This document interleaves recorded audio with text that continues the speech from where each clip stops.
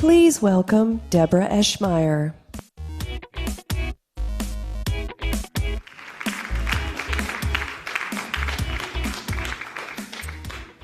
How's everybody doing? Are you yeah, Paul, you got this. Woo! I like that energy. Is everybody hanging in there? Okay, I know, you feel it, right? All right, I mean, we could stand up and do an energizer, but all right. You want to? All right, okay, stand up. All right. So actually, do you want to do a veggie dance? Yeah. Okay. What about the push-ups? No push-ups? Well, I'm not in the proper gear to do push-ups. You can do push-ups, Paul. Are you volunteering? I'll do some push-ups. All right, Paul's going to do push-ups for us. Okay. How many do you want to do, Paul? 20. Okay. We're going to count for Paul. 20. 1, 2, 3, 4, 5, 6, 7, 8, 9, 10, 11, 12, 13, 14, 15, 16, 17, 18, 19, 20. Woo! Now that was impressive. So just if you want to do the veggie dance, all right. So what you do is you get down, and then you're gonna be vines. So like, what are the vining plants? Who knows vining plants? Cucumbers, pumpkins, squash, right? All right. And so then we stand up straight, to stretch out that back, right? We're corn. We're going to be good old Iowa corn.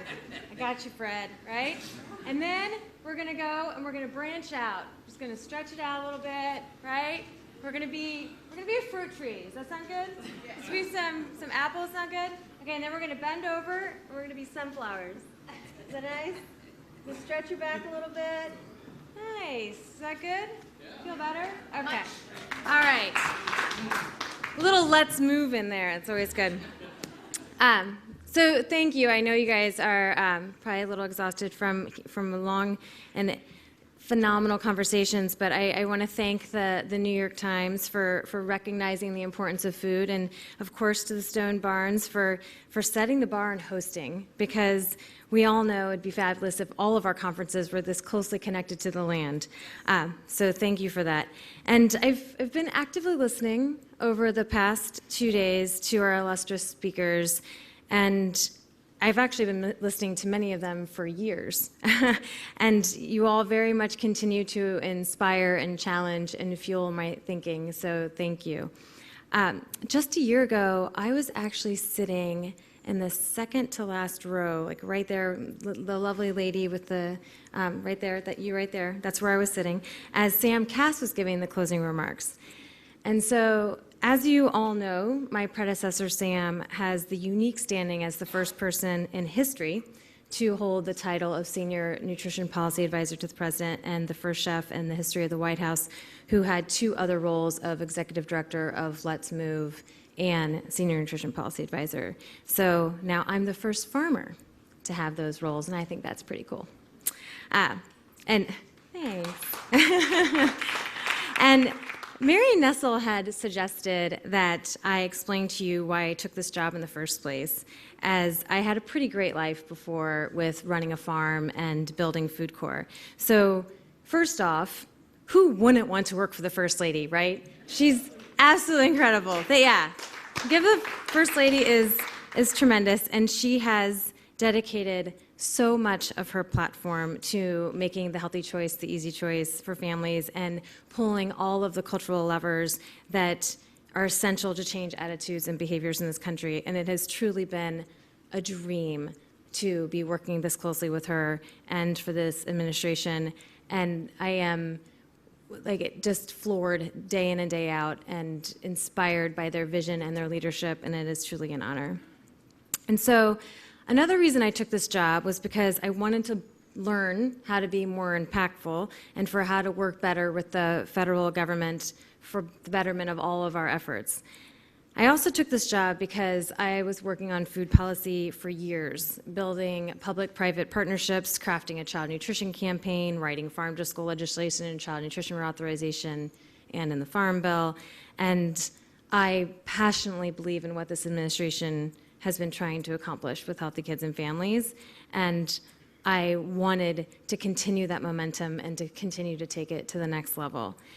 And the Secretary Secretary Vilsack laid out very eloquently many of the changes that we've made in federal nutrition policy, but I want to make sure that we don't take for granted the progress that we've made to date under this administration, because if we don't or can't recognize progress, we won't know what we need to do to ensure that we actually preserve it and we build from it, and to encourage others, if you see where I'm getting at, to see the wisdom in getting involved and being encouraged to take this issue on into future administrations.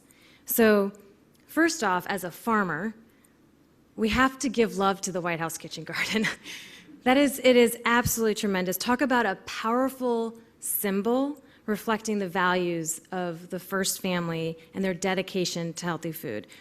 Growing fruits and vegetables in the South Lawn should not be underrepresented or estimated. It is an incredible symbol for the nation and for the world.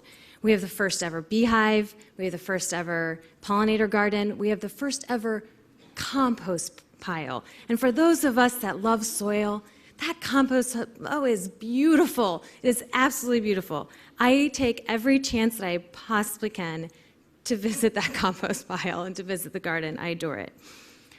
And the Secretary had covered some other initiatives with Know Your Farmer, Know Your Food, Healthy Food Financing Initiative that has provided hundreds of millions of dollars of grants and tax incentives to incentivize the grocery stores and underserved communities.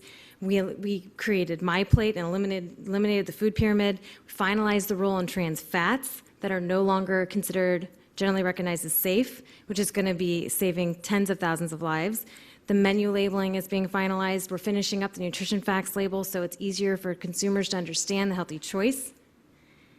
And I know that, again, after 2 days of conferences, folks don't want to hear numbers, but stay with me for a second. We now have 1.6 million kids that have access to daycare centers where the cookies and juice have been replaced with fresh fruits and vegetables. And 2 million kids now have a Let's Move salad bar. 9 million kids are now part of Let's Move Active Schools. 30 million kids now have healthier school meals through the Healthy Hunger Free Kids Act. And just to pause on the Healthy Hunger Free Kids Act, which I know the Secretary covered pretty extensively, we worked really, really hard. All of us worked really, really hard on those standards to make sure that our federal nutrition program that is reaching the most vulnerable in our society is based on the Institute of Medicine and based on science and based on what our kids need to grow up healthy. That was the first time in 15 years nutrition standards were updated. That took a monumental effort. And it was the first time in 30 years that the funding was increased.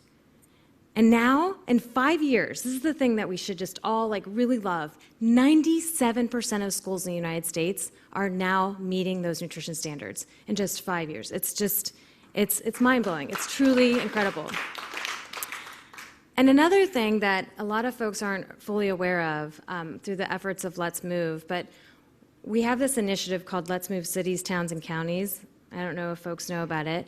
But currently, 1 in 4 Americans live in a community where a local elected official has volunteered to engage and become a part of Let's Move, where they meet a set of criteria so that they're building out healthy communities. This is reaching 80 million Americans. So now, the youngest mayor of this small town, actually, in Indiana, was telling me that when he was about ready to run, he had this woman come up to him and was like, "You're part of Let's Move, right? You're making sure you're going to be making sure that you're helping out and building a community. You're going to be there for physical activity. You're going to build the playground, things like that." He's like, "Yes, sign me up."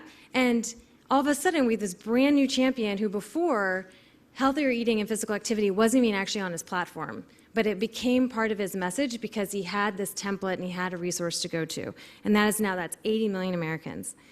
And there's other things that are just culturally, we've just become used to, where now Sesame Street has licensed its characters for free to the produce industry. There's 30,000 grocery stores now that have Elmo and others encouraging you to eat apples and broccoli, and it's working. There's been a 5% increase in sales of produce because of the Sesame Street characters, which is incredible. And now Disney doesn't allow its characters on any items unless it meets a certain nutrition requirement. And again, that's monumental for our efforts in making sure that our kids are provided healthy food and healthy marketing. And another piece that we're working on deeply and launching in Fresno and Norfolk is FNV. And I don't know if you've heard about it, but it's a fresh fruit and vegetable marketing campaign where we're creating one big iconic brand for fruits and vegetables. So if you go into a grocery store in Norfolk or in Fresno, you're going to see Jessica Alba where she's promoting apples. You're going to see Cam Newton. You're going to see Colin Kaepernick on the billboard. You're going to see actual youth sports teams that are sponsored by FNV. They're sponsored by fruits and vegetables. So we're turning this all on its head, right? It's like we're in the game. We're fully in the marketing game where we're showing kids and teaching them about healthy food. And I'm not even going to have time to go into this, but the Partnership for a Healthier America has created 150 corporate partnerships where the private sector has stepped up to support the healthier commitments, which means right now there's just one example of that. There's nearly 1,000 convenience stores now that provide healthier products in the checkout area and throughout the store. So this means you go into a 7-Eleven, you go into a Quick Trip, there's bananas there. There's bananas for 16 cents a pound. So it's easier to make the healthy choice. And this is not to be underestimated. 1 in 2 Americans go into a convenience store every day. So think about that commitment and think about the fact that they're making it easier for folks to be able to buy the healthy food. All of this, what's so great about it is it's actually working. We're finally seeing in our youngest ages, child obesity rates are decreasing. And that is why we're doing this. And it is something that, again, in just 6 years of time and dedicated, again, to so much of the great work in this room and across the country, we have to keep doing this because we're finally seeing progress. And so I'm not going to, because we did push-ups and we did some stretching, I'm not going to go into all of the layers of progress, but I'm going to commit to you right now that I will deliver a list of all of the comprehensive accomplishments and progress to date so that you know clearly how far we've come and where else we need to go so that we know where we're building from. So does that sound like a deal? All right, I will do that, I promise. So I now spend the vast majority of my time at 1600 Pennsylvania Avenue. But I took the advantage of the Columbus Day weekend to go back to my farm in west central rural Ohio, population 890, when I'm gone, 888. My husband and I harvested our honey for the very first time, which was quite the learning experience. If anyone would like to learn about that, we can talk about this later. It was quite an incredible experience. And then we planted our garlic for the next season. Does anyone else plant garlic in here?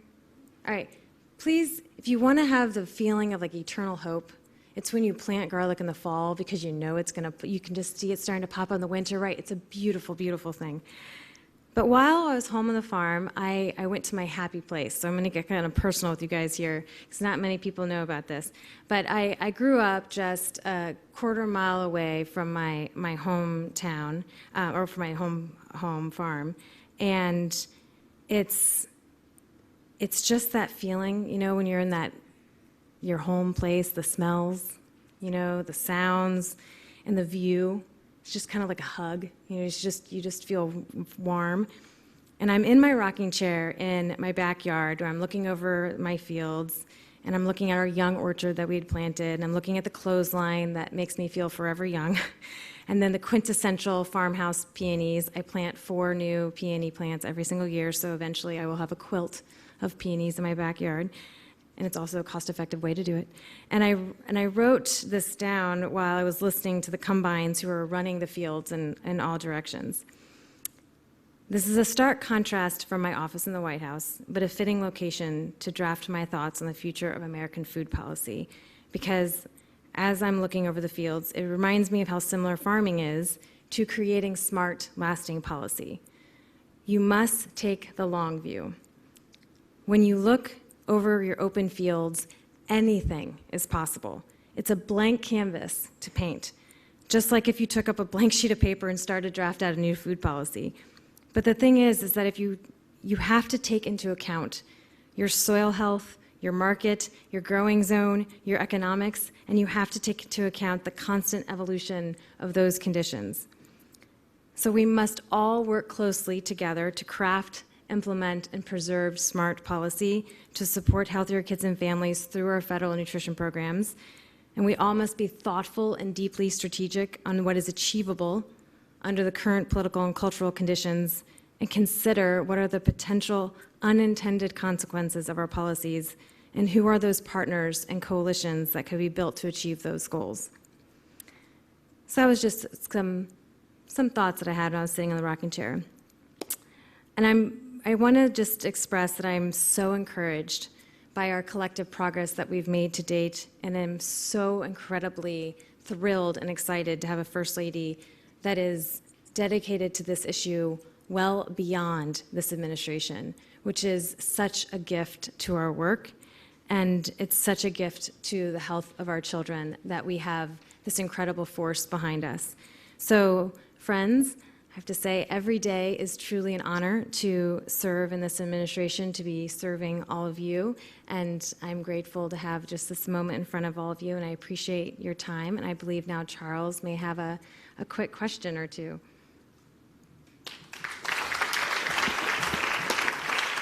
Thank you to all. Let's brace her.